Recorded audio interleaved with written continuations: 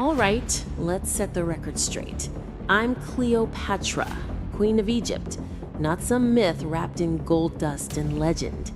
My story isn't about snakes, scandal, or seduction. It's about power, betrayal, and a woman who refused to be forgotten.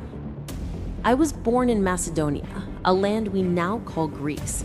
My family, the Ptolemies, had ruled Egypt for almost 3 centuries, ever since Alexander the Great decreed it. I was different from my siblings, sharper, bolder, and endlessly curious. My father, King Ptolemy XII, adored me. He used to take me to the banks of the Nile to watch the boats glide by, the river shimmering under the sun. Once, I saw a boy fall from a passing boat. Without a thought, I dove into the water and pulled him out. When my father scolded me later, I said, "You always told me the purpose of life is to help others." He smiled. "Then you've learned the most important lesson already. One day, you'll wear a crown larger than mine." He was right. Despite my royal life, marble halls, servants, silk, I craved the world beyond palace walls. Every night, while the guards slept, I'd sneak out disguised as a commoner with my best friend Naya. We'd wander through the glowing streets of Alexandria, listening to merchants, watching storytellers, and tasting honeyed bread under the stars. It was our secret, until one night, I saw my brother Ptolemy surrounded by guards and a furious crowd shouting in Egyptian. He couldn't understand them, but I could. "Go home," they cried. "We hate the king." My brother turned to his guards. "What are they saying?" "That they adore you, my prince." "Wonderful. Tell them to shout louder." I couldn't take it anymore. I stepped forward. "Enough," I shouted. "This is our home, Egypt, and you will not threaten my family or my people." The crowd quieted. My brother blinked at me, clueless. But my father was proud. That night, he gifted me a red diamond, a symbol of courage. My siblings, however, saw only envy. After father's death, everything shattered. Ptolemy seized power, locked me in my chamber, and crowned himself king. "You were born second," he said smugly. "You'll stay second." I stayed silent, but not defeated. I watched as he bled Egypt dry, raising taxes, lowering wages, and forcing laborers to build monuments to his ego. The people began to despise him. It was the perfect storm, and I planned to ride it. I met secretly with allies under moonlight, plotting to overthrow him, but betrayal came from the last place I expected. One night, as I snuck back into the palace, I ran into Naya, my best friend, now married to my brother. "Cleo," she whispered, trembling, "he's planning something terrible. I want to leave. I can't stay here anymore." I hugged her, promising I'd fix everything. But the next morning, I woke to soldiers storming my chamber. My allies had been imprisoned, and Naya stood beside my brother, smirking. "You snake," I hissed. She smiled coldly. "Power is the only truth in this world. You, of all people, should know that."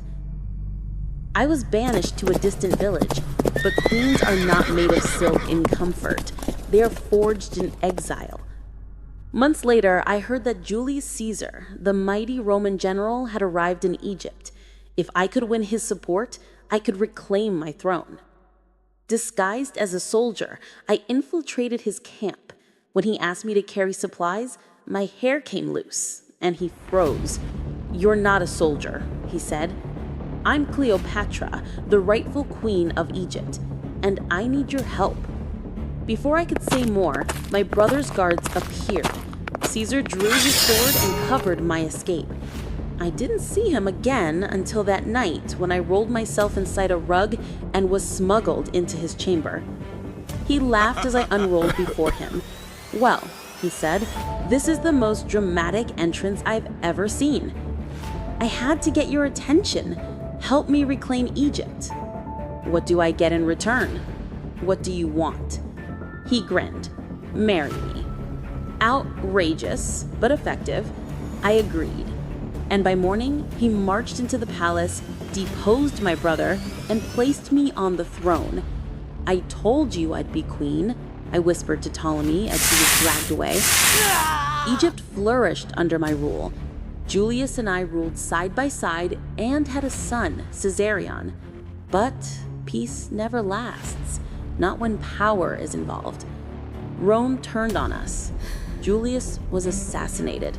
My heart broke, but I refused to collapse. I rebuilt Egypt, feeding the hungry, rebuilding farms, and bringing life back to the banks of the Nile. The people called me Mother of Egypt. One day, while walking through a market disguised as a villager, I overheard two children talking. Cleopatra is like the goddess Isis, one said. She's even better, the other replied.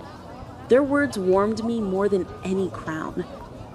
That's when I noticed a stranger watching me, a man with piercing blue eyes. When I turned to confront him, he vanished. Days later, he appeared again, this time in my palace. I am Mark Antony from Rome, he said. I was sent to spy on you. Then why reveal yourself? Because now that I've seen your heart, I want to protect you. He warned me not to accept an invitation from Octavian, Julius's adopted son, who wanted me and my son in Rome. He feared it was a trap. And he was right.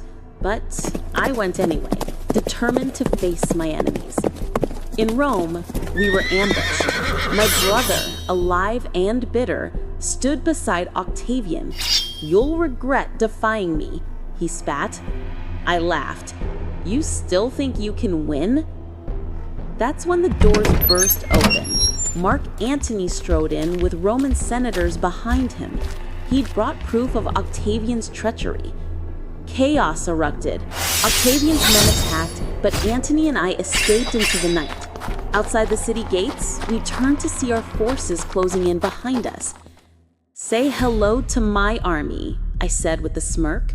The ground shook as Egyptian banners filled the horizon. Cleopatra, queen, strategist, mother, warrior, became a legend not because she ruled with fear, but because she ruled with fire. Artists painted her, poets worshipped her, Shakespeare wrote her name. But history never quite captured the truth. I wasn't just a queen of beauty, I was a queen of power. And I made sure the world would never forget it.